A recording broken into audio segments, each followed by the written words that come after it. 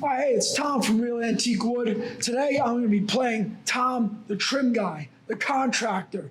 My clients got these beautiful hand-hewn skins from Real Antique Wood. Those guys told me this is going to fit together perfectly. I can't wait to put these up and just be done with this and move on to the next thing. All right, putting these, wait a second here. Man, what's going on with this here? Look at this, look at this. These guys said these things are going to patch up. This don't even match up at all. Look at it, man, you got all this fresh cut wood here. This don't line up. What are they talking about? Oh my God, look at this down here. It's not even the same beam. What are they talking about? I can't work with this stuff. Man, we got to get these guys on the phone here. Man, I just don't get paid enough for stuff like this. I just can't believe. Where's this guy Anthony over here? God damn, I need some help with this here. Hey, I thought you told me that this was going to line up. Look at this stuff here. This is a mess. I can't work with this stuff. This is supposed to be good wood, I thought. It's beautiful hand-hewn skins, just like we discussed with your client. It will need a little bit extra work, a little bit of tweaking. I'll be more than happy to walk you through it step by step to get it where it needs to be. I don't know about that. I mean, if you say so, I don't know if that's going to work. But hey, you want to do it? You want to show me how to do it? I'll just stand back and see what you got. Sure, we'll do it. Make some magic happen. Don't worry, we got this. So we're just going to go through some of the very, very basic tools that we use on a daily basis to kind of tweak our hand-hewn skins to make sure things line up and really looks, make sure that it looks exceptional once it's all finished up and put together, buttoned up, we'll say. So a couple little things that a lot of people have not heard of: Collins miter clamp. Just a little piece of spring steel, little pincher. Do not want to get your finger caught in there, but that helps keep the miter tight while you're in the middle of fastening the two pieces. Very simple, hand wire brush. Not to be confused with your toothbrush. We got a couple other assorted wire wheels, brass, steel, depending upon the wire diameter. Some are more aggressive, some are a little bit more easygoing on the material. All depends on the look that you're going for. So proceed with caution. Once you take the patina off, it cannot be put back on. We have a little flap wheel. This is just an 80 grit flap disc. This gets put in the drill just to pillow any edges. Beautiful little invention. Got our draw knife. Not everybody has one of these kicking around in their toolbox. Typical trim guy may not even know what this is. Certainly not a commonplace tool. Worst case scenario, if he does not have a draw knife, good old utility blade does the trick. 2 peas in a pod, those two there. Just got my impact driver. For something along these lines, I like to use a trim head screw. It's got a tiny little head on top. It will bury itself into the material and you'll almost not even know that it's there. If you don't use a trim head screw, I also recommend using an 18 gauge pin nailer. But for this demonstration, we'll use the trim head screws just so that we can put a piece on and remove it and really take you through step by step. So keep in mind, guys, going with hand-hewn skins, they do require a little bit extra work, yes. There is quite a savings going this route as opposed to us making a full beam wrap for you. But the whole intention of this video is to really show you what goes into getting it to where it needs to be. So of course, the first step, most important thing, we have our mocked up corner post that's going to need to be wrapped. Test fit. One of the most important steps. Really see where you need to be, what's going to require some trimming. You can kind of see that we have a little fresh cut of the miter here. We're going to take you through how to doctor that up. And first step, we're going to hit it with some miter clamps, hold it together, and fasten one piece.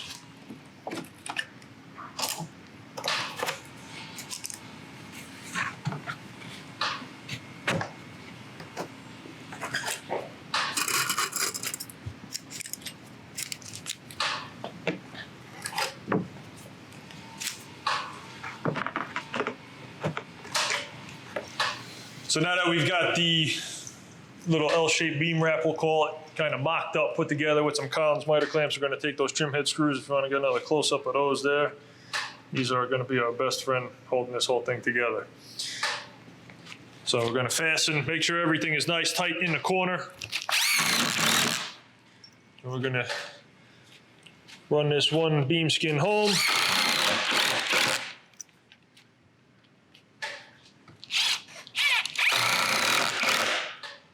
And again, you could use an 18 gauge pin nailer. Trim head screws are a little bit more solid.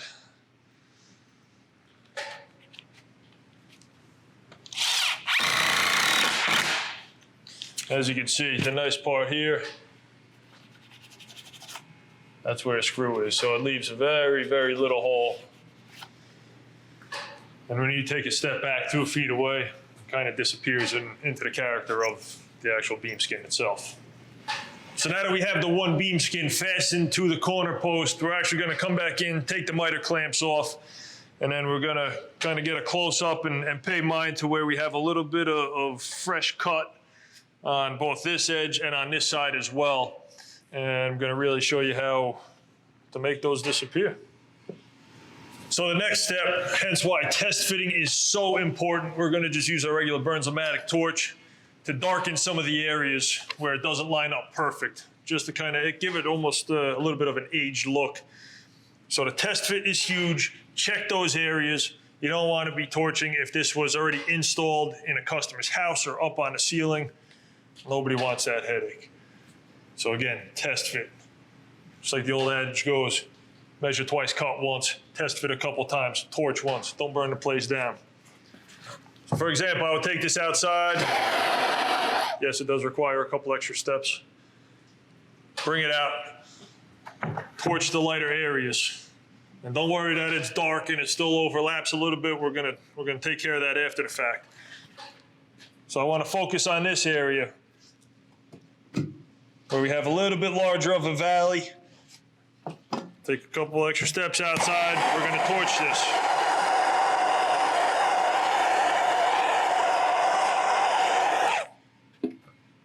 And you can see that now doesn't look so bad, but we're just about ready to zip this piece home, and that'll be the next step to take care of that.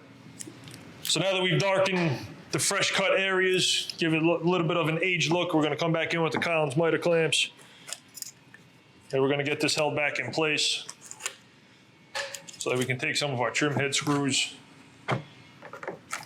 and lock it down.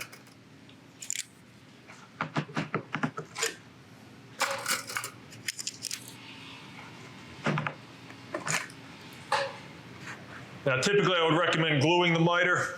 For this video, it's just a demonstration. We're obviously not gonna do that because we're gonna wanna be able to take it back off and kind of show you how we do things a couple times. But definitely glue the miter. It ensures that it'll be tight over some seasonal changes.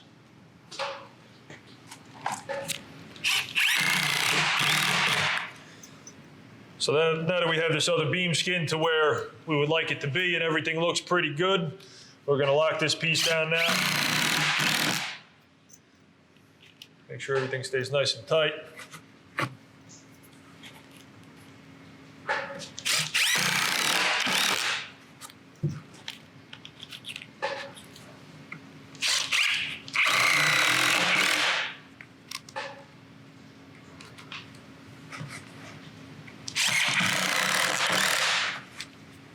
So now that we have the other piece locked down, we're gonna take the Collins miter clamps back off.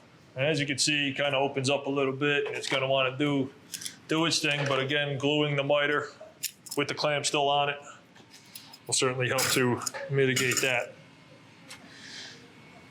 Now the big thing again, I'll actually use my utility knife, but this is where we would come in with the draw knife. With the draw knife, definitely want to pay mind to the grain direction so you don't get some big tear out chunks. But we'll come in here and just round these over. So this super large area that was originally pretty light, we torched it, tweaked it. Now we're gonna come back in. This is where a little finesse goes a long way. And then I'll show you with the utility knife as well. It's a bit more commonplace.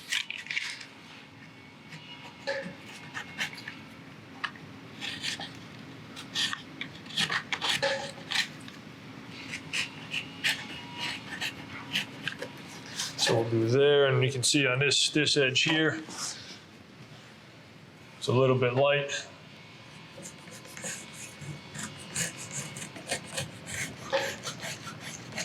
Again, being mindful, you don't have to come in and really go gorilla monsoon on it. You just little finesse, nice and easy.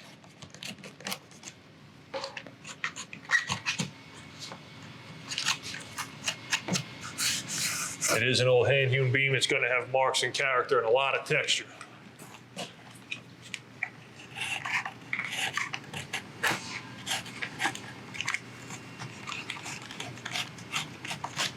It's going to be perfectly imperfect. Let's just keep that in mind.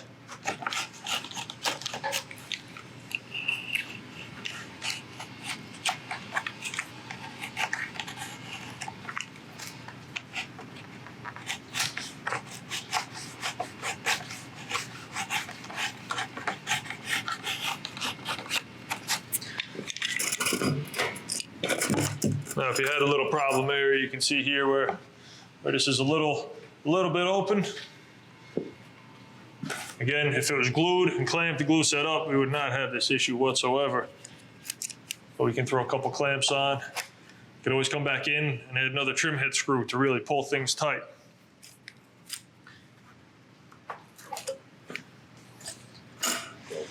So this is where being very careful with the torch comes into play. It could always be, the color could, be adjusted with a little bit of stain. But all we want to do is just lick that edge of the beam with the torch.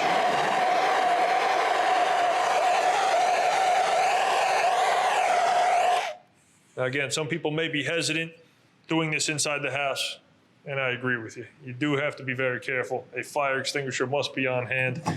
Could also be done with a soldering iron or a wood burner if you want a little bit more precise touch. But where we tweaked that, where we trimmed it off and it was a little bit lighter, it's now dark. We'll come back in, we'll hit this area here.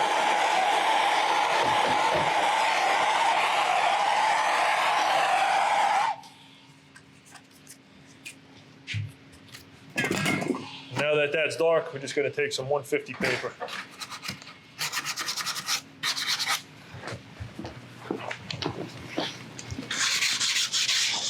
Just to get rid of the dark char.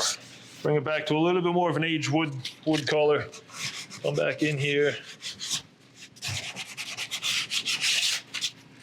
It starts to look a bit more natural. So this corner is still a little bit more open than I like, so we're just going to kind of pull things together. A couple more trim head screws, and then we'll do the final tweaking.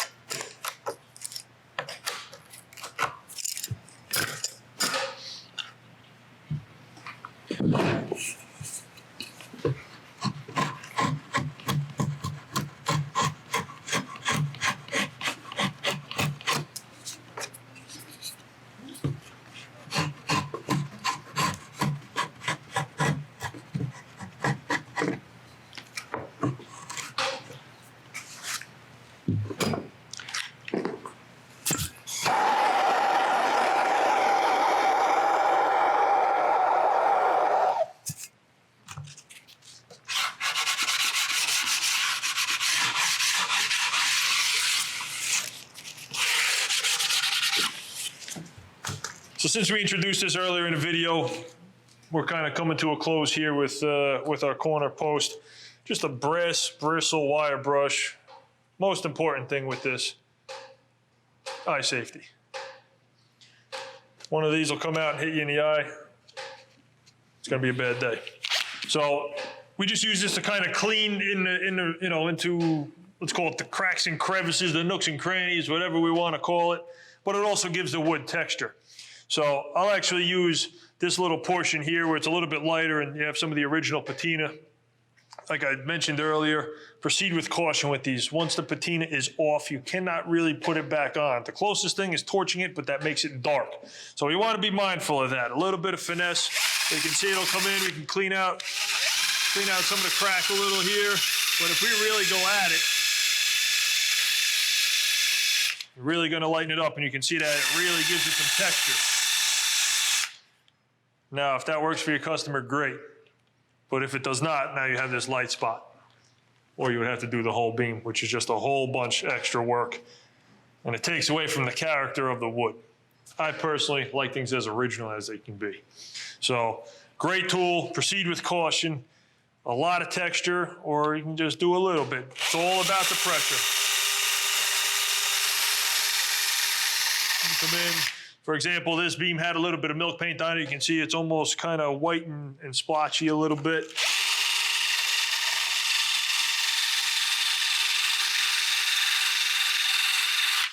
So let's say you came in a little bit too aggressive right out of the gate. Now we have this super light spot. We're just going to use the wire brush, go with the grain, and we're just going to try to fade that out and fade it into this knot. We might even come a little bit over here to make it look a little bit more natural.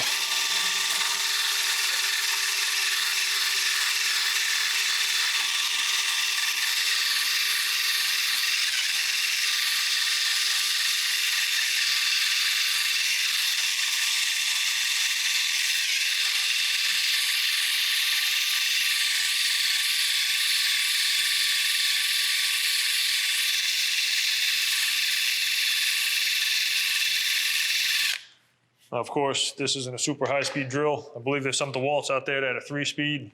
Just keep that in mind. The other little tool that we introduced earlier, 80 grit flap disc. Just some abrasive in there if you can kind of get a close-up of that. So we would just use this on any rough spots. Now, of course, being hand-hewn, it's going to have a lot of those. So we just want to address the sharper corners, the sharper, let's call it splintery areas. It's going to be the same concept as the wire brush. Start out with very light pressure. I'm going to focus on this corner a little bit.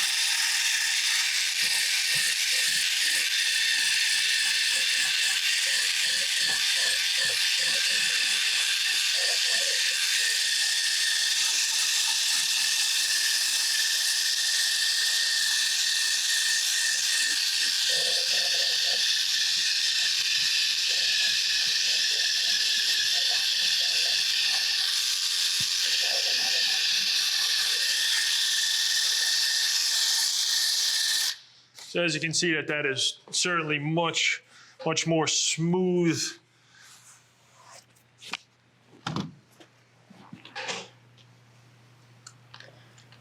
And if you're a real true perfectionist, which I'm certainly my own worst critic, we'll want to close this up a little bit. And these are just a pair of diagonal cutters. If this still remains open, you can also do this with the handle of a hammer. You can just kind of smush those miters over just a little bit. Now, keeping in mind, again, we did not glue this prior to the installation. So if we glued it, this would be much tighter and it wouldn't actually spring back like it kind of wants to do on me right now.